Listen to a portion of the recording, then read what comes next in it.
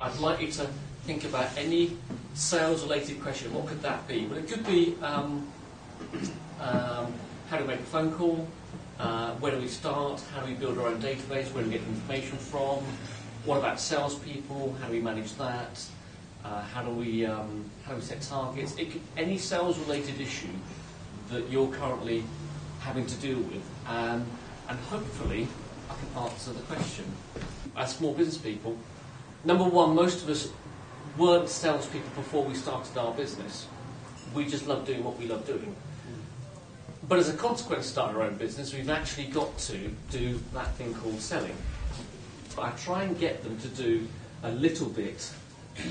And for most people, even if it's just making 10 calls a week, and making that simple, it's 10 more than what they were doing before. The only two answers that have equal value that the prospect can possibly give you at the end of the day is, yes, I want it, great, we've got a deal. No, I don't, great, I'll stop wasting my time. And they actually have equal value, because you just want to deal with the people that want to deal with you. And a lot of the small businesses that I talk to, when we actually define exactly how many customers do you need, and in our own minds initially we think we need hundreds of customers, we don't. We actually need, most of the small businesses I talk to, only need a couple of new clients a month, at the most. And all I try and help small businesses do is do a little bit. I don't need to turn you into salespeople. I don't want you to spend 3 days of your week doing it. I just want you to do a little bit. So we set some very simple objectives. We do a bit of on-the-spot training, and we just keep you on track, and that's what I do. So my starting point with everybody is always activity. I want to see some activity. You cannot steer a parked car, so what we need to do is get the activity level going. And then we'll get refined and intelligent, sophisticated later, but it's activity that I want to always start at. Anyway, that's my introduction. One thing I was talking to Jonathan earlier on, I think what I do hasn't really caught on in the UK yet. So there is a lot of people who say, ooh, you know, I don't want someone coming in and talking to me about my company because it doesn't sit well with them. Perhaps my self-belief, my inherent belief. But the other thing is actually almost that point of me coming at the end and saying, okay, so when do we start?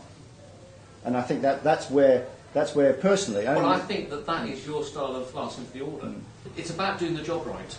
And the job right means you've built some rapport, and you've got about 30 seconds to do that from when you first meet somebody. How do you build rapport? Quite simply, you talk about any subject that comes to mind or on their desk or whatever that's got nothing to do while you're there. Be very careful that you don't last 15 minutes talking about that, because you've got an hour. And there's a technique for closing that, for looping that off as well. Coming back to this, so you've got some rapport. Then what you need to do is you need to ask questions. And that questioning section, if you look at an hour, that questioning should take at least 25, 30 minutes, if not a bit more. Even when people, say no to, I don't win every deal I get, but I always remember in my younger days or something, that the thing to do is you walk out that meeting, then knowing that you're actually the best thing they've just missed out on. Yeah.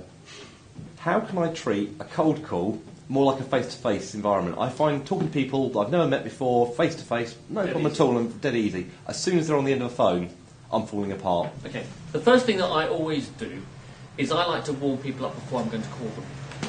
So they always get some correspondence from me. They always get a letter, and my letters are quite simple because we all know nobody ever reads them. So if you know nobody's going to read your letter, make it as easy as possible for them to read it. So I always have a statement or a question at the top, bold, something maybe controversial, maybe not. And then I have, we understand this issue, we've dealt with clients like you and we've helped to do, and then I put 3 bullet points. My letter's a bullet point letter, because I know they don't read it. So if I can just get them to read the next line, and it's easy, and aesthetically, there's just a lot of white space and not a lot of black, that's all I want to do. All I want them to do is remember the name. Then what I do is, I ring them within 3 days of writing to them.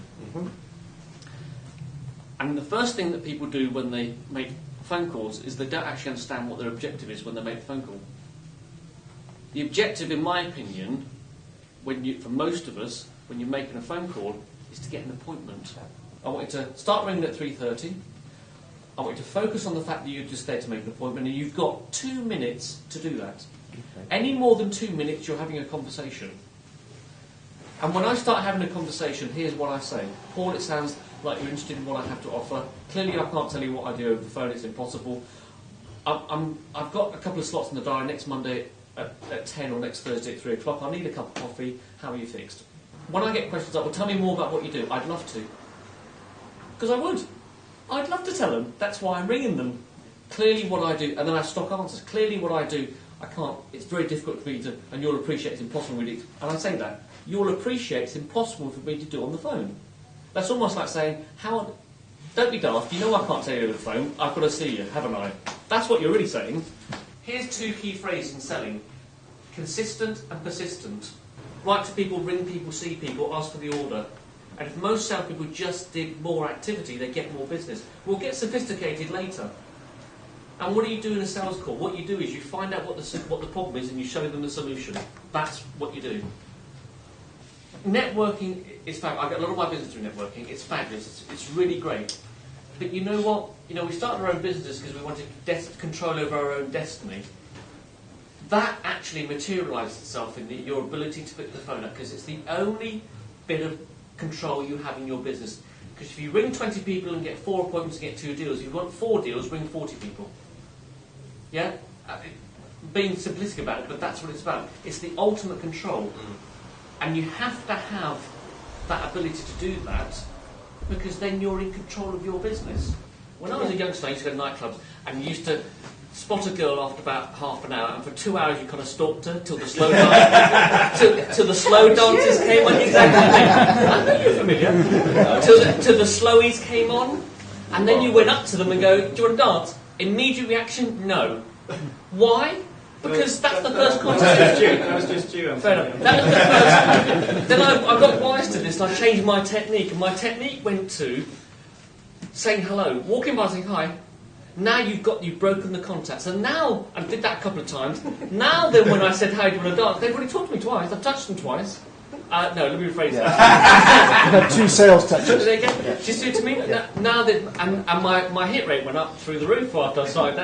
That's the point. The point is it's natural reaction to say no.